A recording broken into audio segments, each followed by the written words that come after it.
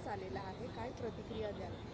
खरं तर आपण जर बघितलं तर साधारणपणे IVF सेंटरशी, प्रायव्हेट IVF सेंटरची संख्या जी आहे ही दिवसेंदिवस वाढत आहे. ती वेगवेगळ्या कारणांमुळे वाढत आहे. कारण नॅचरल प्रेग्नन्सी ज्यामुळे ज्या म्हणजे कपल्सना होत नसते किंवा ज्या महिलांना राहत नसते ते IVFचा आधार घेऊन त्या ठिकाणी प्रेग्नेंट राहत असं म्हणजे ते जे चालू होत असतात ते चांगल्या उद्दिष्टाने होत असतात. पण काही असे आत्ता या प्रकरणामध्ये निदर्शनास आलेले आहेत की काही IVF सेंटर्स जे आहेत हे त्या गोष्टीचा दुरुपयोग करत आहेत किंवा काही त्यांच्या माध्यमातून किंवा त्यांच्या कनेक्शन्सनी काही चुकीच्या ज्या घटना आहेत त्या ठिकाणी समोर आल्यात.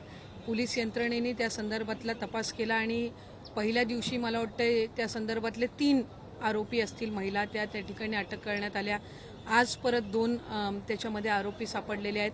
त्यांना आता पोलीस कस्टडीमधून ते आता न्यायालयीन कोठडीमध्ये यासाठी ते त्या ठिकाणी पोलीस विभागाकडून सादर करण्यात आलेलं आहे. त्यामुळे माझी तर आदरणीय मुख्यमंत्री महोदयांना सुद्धा मी या संदर्भामध्ये महिला व बालविकास मंत्री म्हणून किंवा एक महिला म्हणून सुद्धा त्या संदर्भातली माझी मी विनंती करणार आहे की पोलीस विभागाने या संदर्भातली कठोर कारवाई केलेली आहे. त्यांच्या तपासामध्ये या सगळ्या गोष्टी निदर्शनास आलेल्या आहेत. त्याच्यामुळे याच्या तपशिलात जाऊन किती IVF सेंटर्स याच्यामध्ये निगडीत कनेक्शनमध्ये आहेत, आणखीन कोण याच्यामध्ये आरोपी आहेत का याचा सखोल तपास हा झाला पाहिजे आणि तो तपास होऊन बदलापूर खेरीज आणखीन याचे कुठं काही धागेदोरे आहेत का तर या संदर्भातली सखोल चौकशी ही त्या ठिकाणी मी सुद्धा या संदर्भामध्ये मुख्यमंत्री महोदयांकडे, फडणवीस साहेबांकडे विनंती करेन. माझी खात्री आहे की हे संबंध प्रकरण पोलीस विभागाच्याकडूनच तपासामध्ये त्या ठिकाणी आलेलं आहे आणि त्यांनी त्या संदर्भामध्ये गतीने पावलं उचललेली आहेत. त्याच्यामुळे त्यांच्यावर जी काही कारवाई आहे ती पोलीस विभागाकडून, गृह विभागाकडून सुरूच आहे. पण आणखीन याच्या तपशिलात जाऊन याला किती कालावधी नेमका झालेला आहे, कधीपासून हे सुरू आहे, आत्ता पुढचं त्यांचं त्या संदर्भातला आणखीन कुठं म्हणजे विस्तारित होण्याचं काही त्यांच्या संदर्भामध्ये प्लॅनिंग होतं का. तर आता जे आरोपी ताब्यात आलेले आहेत त्यांच्याकडनं निश्चितपणाने अधिकची माहिती ही पोलिसांना मिळेलच आणि जे काही आरोपी आहेत त्यांच्यावर कठोर कारवाई तर केली जाईलच. पण आणखीन काही याच्यामध्ये कनेक्शन्स आढळत आहेत का त्या संदर्भामधली पण चौकशी करून शेवटचा जो घटक असेल किंवा आरोपी असेल, कनेक्शन असेल यालाही कडक शासन होईल या संदर्भातली भूमिका नक्कीच शासनाची त्या ठिकाणी राहणार आहे. याशिवाय या टोळीनं जी महिलांची बनावट आधार कार्ड तयार करून एकाच महिलेचं वेगवेगळं नाव वापरून तिला अनेकदा डोनर बनवलेले आहे. मग आधार कार्ड अशा पद्धतीचं बनवलं जात आहे, कुठेच याबाबतची माहिती कशी मिळत नाही. त्या संदर्भातला सुद्धा एक सखोल चौकशीचा अहवाल हा पोलीस विभागाकडून घेतला जाईल. केव्हा ते आधार कार्ड इश्यू केले गेलेले होते आणि कशा पद्धतीनं केले होते, ते आधार केंद्र कुठलं होतं, इथून त्याची तपासणी नक्कीच केली जाईल. आणि प्रासंगिक हे आधार कार्ड बनवत असताना सुद्धा जर कुठल्याही दुसऱ्या ह्याच्यातले सुद्धा त्याच्यामध्ये जर दोषी आढळले तर त्याच्यावर कडक शासन हे केलं बाहेर हे रॅकेट गेले. कर्नाटकमध्ये सुद्धा काही संपर्क साधण्यात आले, त्यात सुद्धा म्हणजे राज्याबाहेर हे रॅकेट गेलेले. यात कसं आहे की 3 मला वाटतं आरोपी 2-3 दिवसापूर्वी पकडले गेले, आज 2 आणखीन पकडले गेले, त्याच्यामध्ये 5वा आहे. तर त्यांची आता इंटरोगेशन ही पोलीस विभागाकडनं होणारच आहे. त्याच्यामध्ये आणखीन तपशिलात काही गोष्टी येतील, IVF सेंटर्स काही त्याच्यामध्ये नावं काही पुढे आलेली असतील. तर याची सखोल चौकशी केल्यानंतर राज्यामध्ये आणि राज्याच्या बाहेर किंवा आणखीन कुठे जर त्याचे धागेदोरे जुळले जात असतील तर त्या संदर्भातलं त्या अहवालामध्ये येईलच.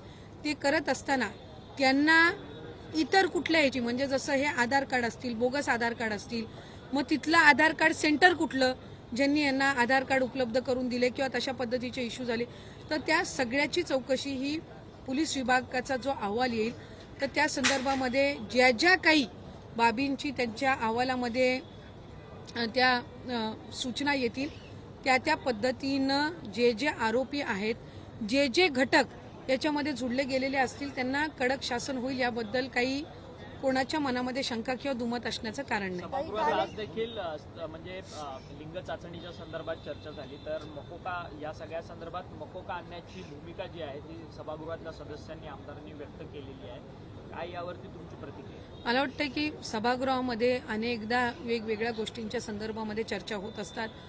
सन्मान्य जे सदस्य असतात ते सूचना मांडत असतात आणि काही खरं तर बऱ्याचशा वेळेला आत्ता जर आपण बघितलं तर प्रत्येक सोनोग्राफी सेंटर असेल, प्रत्येक हॉस्पिटल असेल, याच्यामध्ये लिंग भेदभाव किंवा त्याचं आयडेंटिफिकेशनच्या संदर्भामध्ये ठोस जी काही कारवाई आहे, भूमिका आहे, दंडात्मक आहे, इतर म्हणजे अगदी डॉक्टरचं म्हणजे त्यांचं लायसन्स रद्द होण्यापर्यंतची सगळी जी आहे ती त्या सगळ्या ह्याच्यामध्ये तरतुदी आहेत.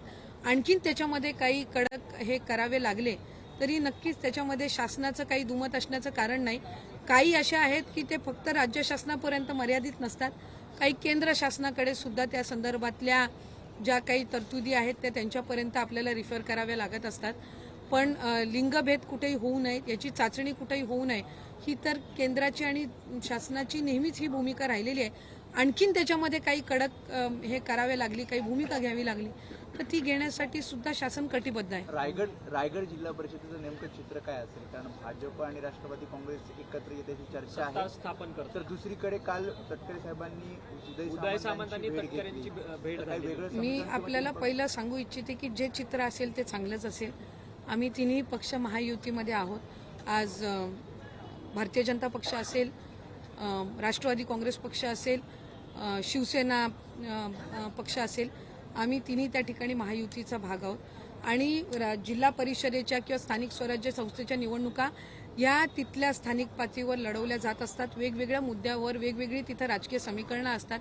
ही वस्तुस्थिती खरी आहे की राष्ट्रवादी काँग्रेस पक्ष आणि भारतीय जनता पक्ष यांची निवडणुकीच्या पूर्वीची युती ही त्या ठिकाणी अनेक मतदारसंघामध्ये रायगड जिल्ह्यामध्ये होती आणि त्यानुसार आम्ही ती पावलं उचलत होतो. काल उदय सामंत साहेबांनी आदरणीय तटकरे साहेबांची भेट घेतलेली आहे. त्यांच्यामध्ये काही सकारात्मक चर्चा झालेल्या असतील. एक वस्तुस्थिती आहे की आम्ही केंद्रामध्ये आणि राज्य शासनामध्ये तर सरकारमध्ये तर आम्ही तिन्ही पक्ष सोबत आहोत. पुढेही आम्ही त्याच संदर्भामध्ये आमची भूमिका तीच राहणार आहे. त्यामुळे स्थानिक पातळीवर सुद्धा जर त्यांच्याकडून काही प्रस्ताव येत असतील तर शेवटी मित्रपक्ष म्हणून आम्ही त्या सगळ्या चर्चा करत आहोत. पण भारतीय जनता पक्ष, राष्ट्रवादी काँग्रेस पक्ष आधीपासूनची युती आणि आहे. ह्यात आता तिसरा जो आमचा महायुतीतला पक्ष आहे हे चर्चेसाठी त्या ठिकाणी दोन्ही बाजूंनी सकारात्मक पावलं उचलत आहेत.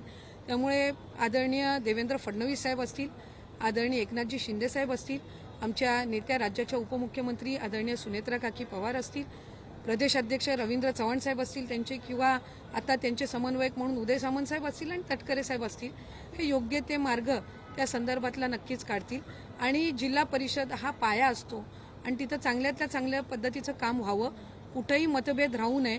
शेवटी बऱ्याच कालावधीनंतर निवडणुका झालेल्या आहेत. त्यामुळे प्रत्येक कार्यकर्ता ज्यांनी निवडणूक लढवलेली आहे त्याला अपेक्षा आहे की त्याच्या जिल्हा परिषद गणामध्ये चांगल्या पद्धतीनं काम व्हावं आणि ती अपेक्षा शेवटी जनतेची त्यांच्याकडून सुद्धा राहणार. ती पूर्ण करण्याच्या दृष्टीने जे काही योग्य पावलं असतील ते आम्ही उचलू. काही सभागृहामध्ये खरं तर अल्पवयीन मुली बेपत्ता झाल्याचा मुद्दा उपस्थित करण्यात आला होता काल आणि जी आकडेवारी समोर आलेली आहे ती खूप चिंताजनक आहे. काय सांगाल याविषयी? नाही, खरं तर मला आपल्या माध्यमातून सुद्धा राज्याच्या जनतेला सांगायचं आहे की गेल्या वेळेला सुद्धा हा मुद्दा सभागृहामध्ये उपस्थित केला होता. त्या संदर्भामध्ये सुद्धा गृहमंत्री म्हणून राज्याचे मुख्यमंत्री महोदयांनी त्या संदर्भामध्ये एक सविस्तर उत्तर सुद्धा सभागृहामध्ये दिलं होतं की ज्या बेपत्ता झालेल्या आहेत, उलट याला आणखीन चांगली ट्रॅकिंग सिस्टीम आता राज्य शासनाकडून गृह विभागाकडून तयार करण्यात आलेली आहे.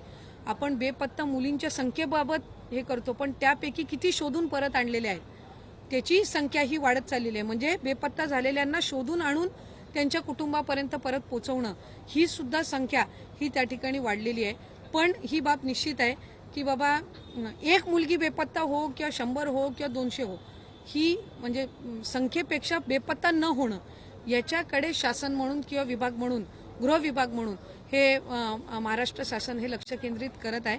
आणि आपल्यालाही लक्षात येईल की हळूहळू त्या संदर्भातली जी काही ट्रॅकिंग सिस्टीम आहे आणि त्या संदर्भातली जी उपाययोजना आहे ही गृह विभागाकडून अधिकाधिक मजबूत ही पुढच्या कालावधीमध्ये केली जाईल. ड्रग्सच्या प्रकरणामध्ये काही मराठी होत्या ना, नहीं, ऐसी कोई बात है नहीं। ई-केवाईसी की हमने जो प्रक्रिया शुरू की है और वो प्रक्रिया जो है उसको हमने कुछ बीच में कुछ टेक्निकल प्रॉब्लम्स भी आए थे, तो उसको हमने दोबारा उसमें कुछ सुधार लाके भी हमने वो 31 मार्च तक हमने जिन्होंने ई-केवाईसी की उनकी प्रोसीजर जो है वो करते समय कुछ उनके ग्लिचेस रह गए हैं, कुछ गलती हो गई है, कुछ ऑप्शन चुनने में कुछ गलती हो गई है, उनको हमने 31 मार्च तक का मौका दिया है।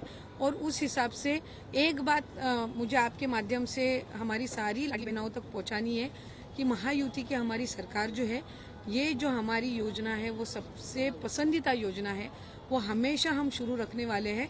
और ये एक इवॉल्विंग प्रोसीजर है, जैसे जैसे हमें सूचना आते हैं वैसे वैसे उसमें हम इम्प्रोवाइजेशन करते हैं। और ये स्कीम अच्छे तरीके से इम्प्लीमेंट करने के लिए जो भी कुछ करना पडेगा वो शासन हमारा करता रहेगा। ड्रग्सचा मुद्दा सभागृहामध्ये उपस्थित करण्यात आला। ड्रग्सचा मुद्दा, जी तरुण पिढी आहे ती ह्या सगळ्यामध्ये विळख्यामध्ये अडकत चाललेली आहे।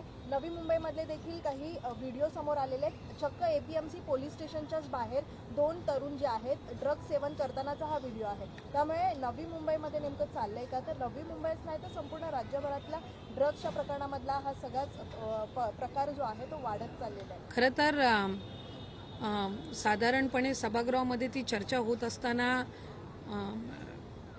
डिजिटल म्हणजे सोशल मीडियावरचा प्रभाव किंवा ड्रग्ज आणि या सगळ्या संदर्भामध्ये त्या ठिकाणी चर्चा झाली।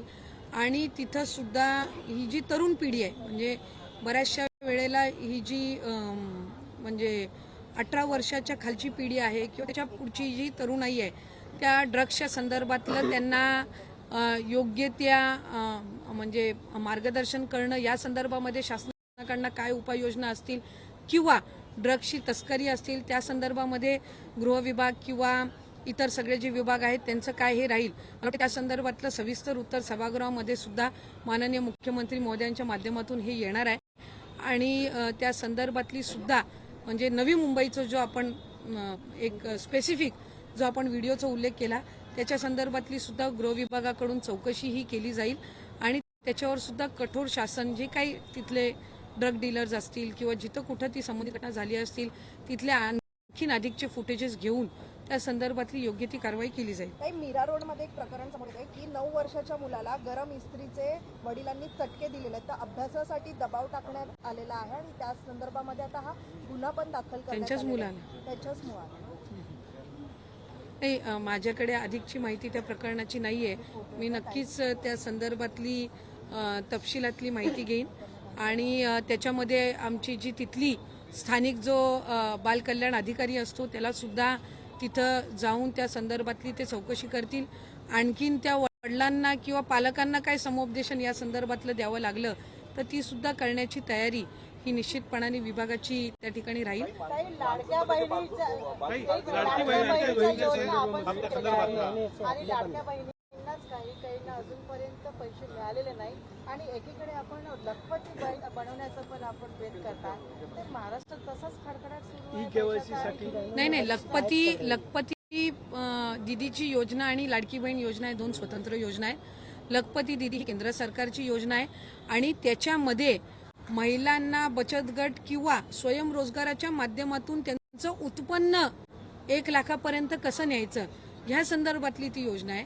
लाडकी बहीण, मुख्यमंत्री माझी लाडकी बहीण जी योजना आहे ती 1500चा हप्ता त्यांना जो दर महिन्याला आपण देतो त्या संदर्भातला आहे। जानेवारीचं जे डीबीटीची प्रोसिजर आम्ही कालच सुरू केलेली आहे।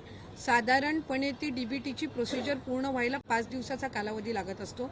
दिवसाला साधारणपणे 25 लाख, 30 लाख, 50 लाखपर्यंत डीबीटी होत असतो आणि अशा पद्धतीनं ते पुढच्या 3 दिवसामध्ये उर्वरित जे लाभार्थी आहेत त्यांच्या खात्यावर ते पैसे जमा होतात। ई-केवायसीच्या संदर्भामध्ये ज्या महिलांचं राहिलेलं आहे अशा महिलांना पुन्हा एकदा संधी देणार आहोत का? नाही, आम्ही त्या संदर्भामध्ये ज्यांनी ई-केवायसी करत असताना चुकीचे ऑप्शन निवडले आणि त्याच्यामुळे त्यांची ई-केवायसीची प्रक्रिया ही पूर्ण होऊन सुद्धा नोंद होत नाहीये, त्यांच्यासाठी आम्ही 31 मार्च पर्यंतची मुदत दिलेली आहे आणि 31 मार्च पर्यंत त्यांनी ती त्या ठिकाणी दुरुस्ती करावी आणि त्यांना जो आधी जो लाभ सुरू होता तो त्या पद्धतीने त्यांना तो केला जाईल। अशा महिलांसाठी पुन्हा नाही, आम्ही साधारणपणे ही जी ऑगस्ट महिन्यामध्ये ई-केवायसीची प्रक्रिया सुरू केली, त्याला परत ऑक्टोबर महिन्यामध्ये मुदतवाढ देण्यात आली होती आणि त्याला 31 डिसेंबर पर्यंत मुदतवाढ देण्यात आली होती। 6 महिन्यापर्यंत ई केवायसीचा कालावधी होता. आपण इतर योजनांचा जर तपशील घेतला तर ई केवायसी साठी आतापर्यंत 6 महिन्याची मुदत ही कुठल्याच विभागाने दिली नव्हती. ती पहिल्यांदा महिला व बालविकास विभागाने या लाडकी बहीण योजनेसाठी दिली आणि आता सुद्धा आम्ही 31 मार्च पर्यंतची मुदत ज्यांनी ई केवायसीची प्रक्रिया पूर्ण झाल्यानंतर पण त्यांना लाभ मिळत नाहीये का तर त्यांनी ऑप्शन कुठलं चुकीचं निवडलं तर त्यांनाही ती दिलेली आहे आणि त्यानुसार त्यांची जी दुरुस्ती करण्याचं काम आहे हे सुरू आहे. 31 मार्च पर्यंत त्या संदर्भातलं स्पष्ट जे चित्र आहे ते आपल्याला दिसून येईल. हिंदी में सवाल था कि जिस तरह से देवेंद्र फडणवीस ने लिखित रूप में विधानसभा में कुछ जानकारी दी है 2024 से लेकर 2025 तक 1,17,000 के करीब महिलाएं और नाबालिग लड़कियां लापता थी. 86,000 के करीब उन्हें तलाशा गया है. 31,000 के करीब अभी भी लापता है. ये कितनी रिपोर्ट किस तरह से आप देखती हैं आपके विभाग नहीं, उन्होंने हाउस में ये रिपोर्ट दिया है तो ये ऑथेंटिक रिपोर्ट ही है क्योंकि हाउस में जब हम रिपोर्ट देते हैं तो ऑथेंटिक ही रहता है और अगर राज्य के मुख्यमंत्री महोदय देवेंद्र फडणवीस साहब ने अगर ये रिपोर्ट वहां पे दिया होगा तो वो ऑथेंटिक ही होगा. वही मैं बात पहले भी कह रही थी कि लापता हुई है लेकिन मिलने का रेशो भी है वो भी बड़ा है. तो ट्रैकिंग सिस्टम है वो एफिशिएंट हो रही है लेकिन जो लापता अभी भी है उनको फास्ट ट्रैक पे कैसे उनको ढूंढा जाए इसके लिए जो सिस्टम है वो ज्यादा से ज्यादा मजबूत करने का काम ये हमारा होम डिपार्टमेंट और राज्य शासन कर रहे हैं. Thank you. तुम लोग जोक देता है हिंदी में पूछने नहीं देता है.